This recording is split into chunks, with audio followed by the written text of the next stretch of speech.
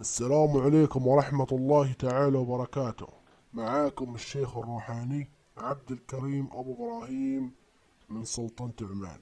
سوف نتكلم في هذه الحلقة المباركة عن الحلول الجذرية لإخراج الجن من جسد الإنسان. يتم إخراج الجني من جسد الإنسان حسب دين الجني. طبعا يوجد جني مسلم وكافر، وجني هندنوسي، وجني مسيحي، وجني يهودي. وطرق الإخراج كثيرة. طبعا مو هندوسي، هندوسي، لكن أنا ما عرفت ألفظها. وطرق الإخراج كثيرة. فإذا كان كافر نخرجه عن طريق إغراءات بالملذات والبخورات الروحانية، وإذا كان مسلم نخرجه عن طريق القرآن الكريم. وكل هذه أعمال تتم على القرين.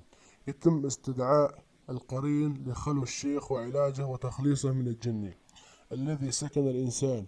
ومدة العلاج تختلف من قرين إلى قرين آخر، ولكن أقصى مدة علاج هي 48 ساعة.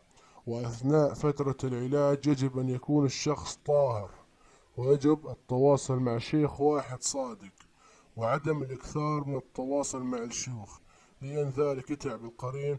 وقد يوجد بين هؤلاء الشيوخ شيخ ساحر، وقد ينزعج من الزبون فيقوم بعمل سحر له. وهذا والله أعلم، والله ولي التوفيق.